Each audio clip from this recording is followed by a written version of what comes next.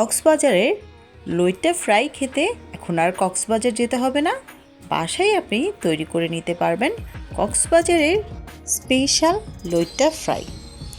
এই লইট্টা ফ্রাইটা এত মজা যে বাচ্চারা খুব মজা করে খাবে, কারণ এটাতে তেমন একটা কাটা থাকে না, তো বাচ্চাদেরকে দিতেও তেমন একটা অসুবিধা হয় না এবং ওরা খুব মজা করে খেতে পারে। তো আমি এখানে কিছু লইট্টা মাছ নিয়ে নিয়েছি। আমি আসলে বাজারে একটু মোটা টাইপের লইট্টা মাছগুলো খুঁজছিলাম, তো পাইনি, যেটা পেয়েছি সেটা নিয়ে আমি আজকে ভিডিওটা করছি। আপনারা চাইলে একটু মোটা টাইপের যে লইট্টা মাছগুলো হয় ওগুলো নিতে পারেন। আমি প্রথমেই একটা লেবু চিপে রসটা এই মাছের মধ্যে দিয়ে দিয়েছি। এখন দিয়ে দিচ্ছি 1 টেবিল চামচ আদা ও রসুন বাটা, দিয়ে দিচ্ছি সরিষা বাটা। এই রেসিপিতে সাদা সরিষা বাটাটা অবশ্যই ইউজ করতে হবে, তাহলেই আপনারা কক্সবাজারের যে অথেন্টিক লইট্টা ফ্রাইয়ের রেসিপি এটা আপনারা পেয়ে যাবেন। তো আমি এখানে 1 চামচের মতন সাদা সরিষা বেটে এটার সাথে একসাথে মিক্স করে নিচ্ছি।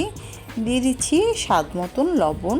তো এটাকে আমি খুব ভালো করে মেখে ম্যারিনেট করে রাখবো 15 থেকে 20 মিনিটের জন্য। আপনারা চাইলে এর বেশি সময়ও এই মাছটা ম্যারিনেট করে রেখে দিতে পারেন। যত সময় বেশি থাকবে ম্যারিনেট করা, তত এটা টেস্টি হবে। অন্য একটি মিক্সিং বলে আমি চলে আসলাম ব্যাটার তৈরি করতে। এখানে ব্যাটার তৈরি করতে আমি নিয়ে নিয়েছি 1/2 কাপের মতন ময়দা।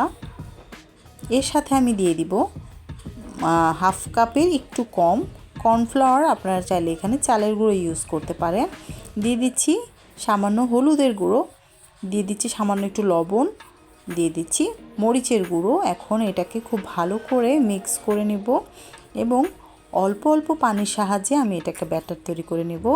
এই ব্যাটারটা আপনারা খুব বেশি ঘনও করবেন না এবং খুব বেশি পাতলাও করতে পারবেন না, তো আমি আপনাদেরকে ঘনত্বটা দেখিয়ে দেব। এখন এটাকে আমি খুব ভালো করে মিক্স করছি, যেহেতু পাতলা হয়ে গেলে এটা খেতে ভালো লাগবে না, তাই আমি একটু অল্প অল্প করে পানি মিক্স করছি এবং ব্যাটারটাকে খুব ভালো করে নেড়ে নেড়ে সুন্দর একটা মসৃণ ব্যাটার তৈরি করে নিচ্ছি। এখন আমি চলে এসেছি আমার লইট্টা মাছগুলোকে ব্যাটারে মিক্স করার জন্য।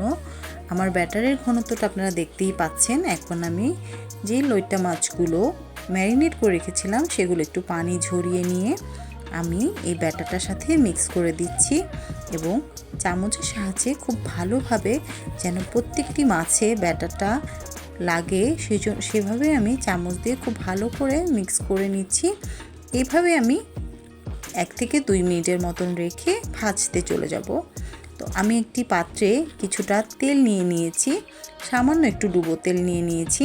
তো এখন তেলটাকে একটু আমি মিডিয়াম আঁচে গরম করে নিয়ে এভাবে একটা করে লইট্টা মাছগুলো ছেড়ে দেব। লইট্টা মাছগুলো একটার থেকে একটা সরিয়ে সরিয়ে তারপর আপনারা চুলাতে দেবেন এবং দেওয়ার সাথে সাথে এটাকে নাড়া যাবে না। এটাকে একটু ব্রাউন কালার হওয়ার পরই আমি এগুলোকে নেড়ে দেব।